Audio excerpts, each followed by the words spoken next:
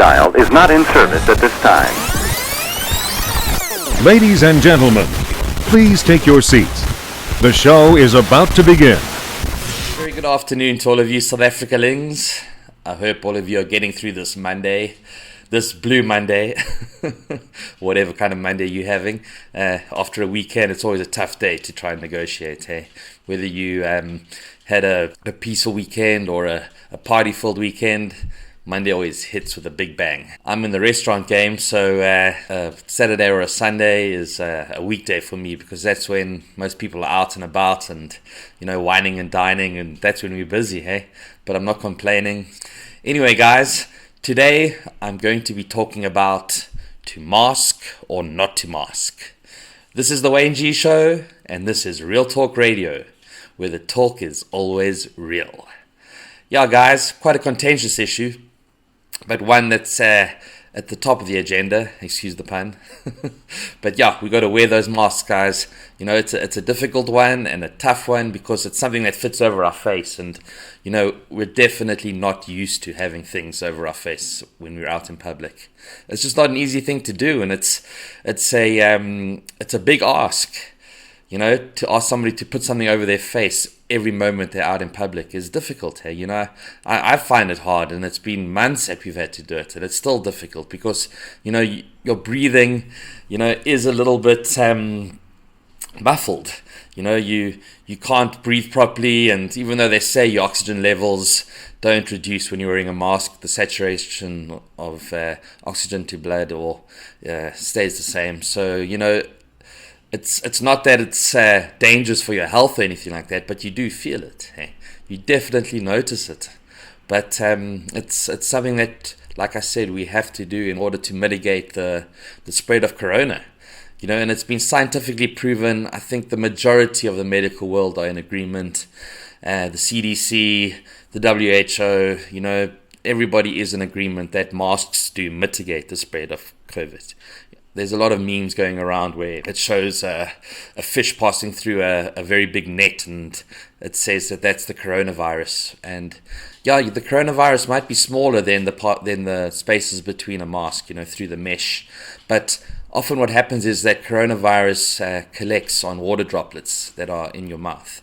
And breathing in and out stops those water droplets or vapor from coming out of your mouth. And that, again, reduces the spread of COVID. That's what it's about, guys. It's just mitigating. It doesn't say that it stops it completely, but if we can reduce it and if we can make it a little bit less, that's the goal, guys. And, you know, that's the main part about wearing a mask is being able to stop the spread of corona and to stop people that are immunocompromised or, you know, have certain comorbidities or medical issues that make them more susceptible to corona. Those are the people that we're trying to protect, guys. It's not really about us. You know, that's where America is having a massive problem with getting people to wear masks because, you know, over in the States, civil liberties are very, very important. And, you know, your right to decide what to do with your own body is your right. So when you get told to do something like wear a mask, you take offense. And it quickly moves from a scientific, medical perspective into an emotional perspective where you feel like you're being bossed around and forced to do something, and people kick back.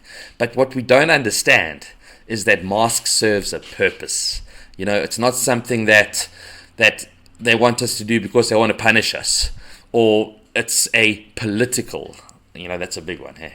It's a political tool that the Republicans and the Democrats are fighting each other over, where the Democrats wear masks and the Republicans don't wear masks.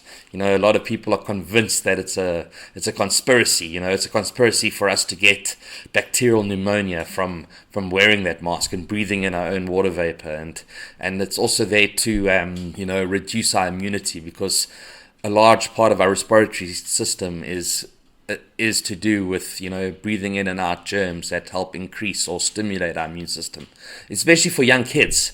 You know, young kids and masks, it's a very difficult one here because, again, it's been proven that kids are massive spreaders of coronavirus, even though they don't show, you know, symptoms. A lot of them are asymptomatic, or they do get the virus at quite a reduced level to an adult, but they are massive spreaders of it. So what do you do, hey?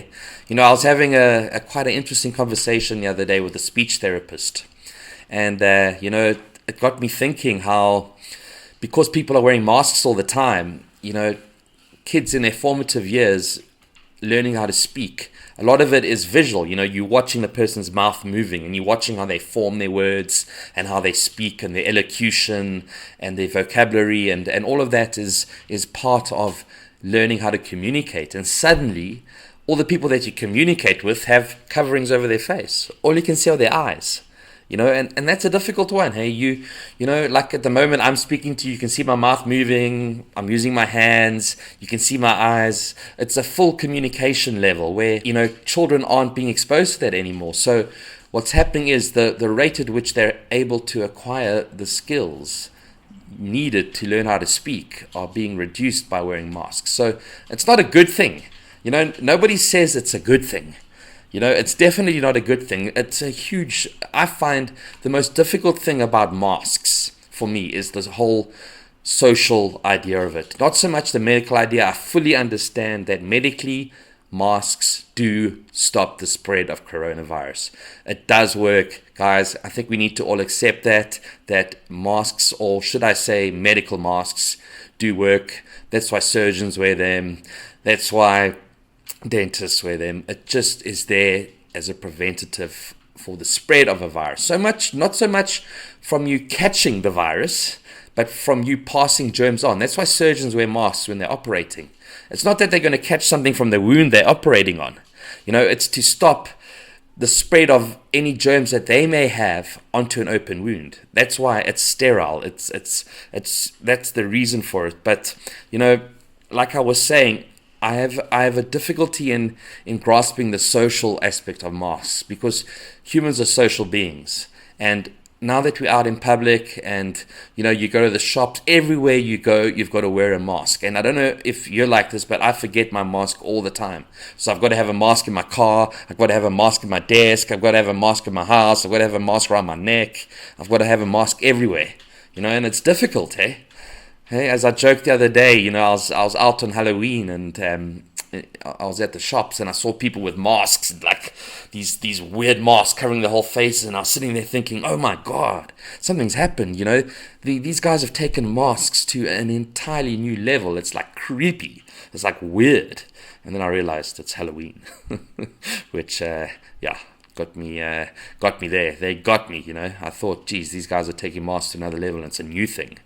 So yeah, funny stuff, guys. But definitely, like I said, the social aspect of masks is a very difficult, bitter pill to swallow. And I think it's going to be around for a long time, I think we're going to be wearing masks until there's a vaccine. And it doesn't seem that a vaccine is anywhere near at the moment, guys. If you think about a vaccine, it can take up to 6 or 7 years for it to pass through, the various stages of testing, human administration, watching the long-term effects. It's not something you can just push out. And I don't know if I'm somebody who'd just go and get a vaccine that's new on the market, that's been developed in like 18 months. I don't know if I'd do that. I'd wait and see how it does. Let the guinea pigs get out there and take the vaccine and see how it works on them. So yeah, guys, masks, it's a difficult one. It's not an easy one. It's a frustrating one, because let's face it, having something covering your face or on your face all day sucks. There's no two ways about it. That's real talk. It sucks, it's shitty, and we shouldn't have to do it, but we do. We got to wear it for the sake of others, guys. That's what we got to get in through our minds, that we wear a mask for others. It's about community, guys. Let's think about community. Let's think about protecting our most vulnerable and our most susceptible, and the ones around us that are likely to become extremely sick from COVID-19. Let's protect them, Let's look after them, and let's show some respect. I think it's all about respect. So when you're putting that mask on again and you're really hating the idea and not wanting to do it, give a thought to Granny. Granny out there, or Grandpa, or somebody that's got a serious immunocompromised illness.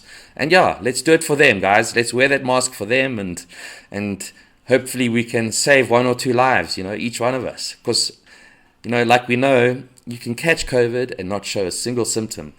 And you could be walking around spreading that virus without even knowing. Those are the facts, guys. That's some real talk for today. This is the Wayne G Show. This is Real Talk Radio, where the talk is always real. Have a wonderful evening or afternoon or whatever you get up to. Peace and love.